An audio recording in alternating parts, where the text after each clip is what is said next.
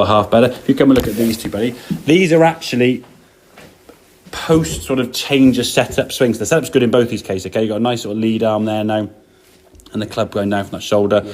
Hands are nice by that left thigh, ball position forward. As we discussed for the previous shots with your 5, 8 iron, 7 iron, whatever, the ball position is there with the driver. The green line now will represent probably the ball position relative to your left foot for every iron shot off the ground. Yeah. You'll just find that, if I change colour there's your foot with a 5 iron, and there's your foot, so it's just left of centre. The yellow line now would represent maybe an 8 iron, so it looks more in the middle, and then a wedge, it's in the back. So it always looks like it's moving, when actual fact it's just this back foot is moving wider or nearer, which gives the impression that that ball's moved up and down. So you've got kind of driver ball position, which is one ball position, definitely way up on that left here on the T-peg. You've got 3-wood hybrid, 2 or 3 or 4 iron, long iron and stuff. They're slightly further back than that, and again a bit further forward. And you've got 5, 6, 7, 8, 9, kind of on the same spot. Your feet getting a little bit narrower, and of course will give that impression.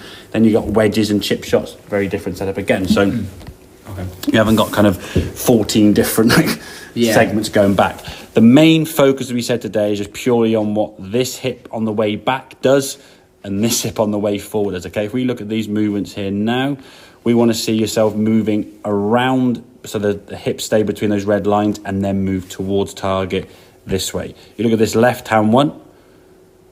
Whoops. And I look at this right hand one. Twist. Much better. Yeah. So you've turned and rotated the hip a lot better. So far out. Well, yeah, exactly. Yeah. And again, these are actually still post change of setup. So you still had that old DNA sort of created move. Now, in fairness to you, on this left-hand one, you did kind of get back to that red line there pretty good. But there's so much movement to make, and at the speed you're making it, the timing is not going to be very good. If you think you've got to move from there to there, or there to there, that's probably less than half the distance. We're moving half the distance, you can get there a lot quicker, and it's easier to hit your mark than having to go that far and hit your mark. Just too many movements and too many sort of variables.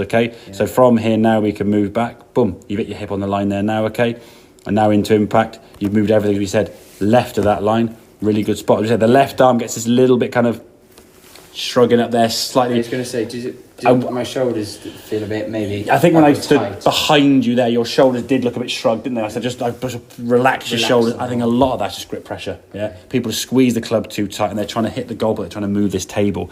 Just think you're trying to swap flies. I always say to people, imagine the top of your grip here now is your phone screen. That's the grip pressure. The second I squeeze on that, my shoulders now shrug up. And that's obviously going to create a little bit of tension, which again makes it difficult for that club to go. What do you want to do? Makes it difficult for that. So makes it difficult for your body to move freely if you're all locked up. And I mean, think about throwing the ball from the boundary. You squeezing that cricket ball as hard as you can. It's in your thing. You need to let go of it. Exactly. You're nice. I know. Exactly. But you are a lot looser in that movement to get the speed. If you crushed it as hard as you could, then you had to let go of it. You just wouldn't. You got 10 yards in front of you. But as an impact, we said about that wall. It's really good. So you're getting the hands and the arms and the body on that wall there. What's it like on that one? You kind of got in a reasonable spot. You just had to move there. I would say your head's a little bit further back. Not as bad, but the left arm to me looks a little bit more kind of popped up there slightly, because you have to move so far. Everything's just kind of just chucking its way this way, and it's not as tidy, if that makes sense. So you get a reasonable movement in terms of getting there, but how you've got there just again a bit out of control. And again about that consistency, this one was a bit of a sort of slicey one off to the right there. This one was more of a drawy one to the left. It was a bit low on the club face because of that left elbow lifting a smidgen, but don't worry about that yet. Get this working better, and once that works better, you've then got a bit of a chance. That's kind of for you controlling the engine of your golf swing. So as a swing thought, hip rotate, hip slide. So right hip goes back, left hip goes forward, whichever way you think about it. You said you did fit a bit in the left knee sometimes. I think now your feet are narrower. You're not thinking probably as much of your left knee. You're still thinking more about that left hip, I think. It looks like you are, but I think getting that feel for you of how that body's going to work and get yourself in a better position. And this is again with all clubs. Obviously the adjustment for each club is slightly different, from the driver to the woods to the short irons and stuff. But swing wise, I'd work on that wall drill where you're swinging with the wall up against here, and then rotate away from it, and then turn around and face the wall the other way, put the wall on the left hip, and then try and from here we're going to swing back and just go from here and go bump, bump, Yeah, just keep moving that hip towards the target, yeah? Which is what you would do if you're throwing it. I mean, obviously a cricket ball throw, you probably step your foot, wouldn't you? Then your feet are probably starting back here and you're stepping that way. Exactly, yeah. Okay. It's a move that you kind of relate to, okay? Make sense? Okay. Good stuff, right.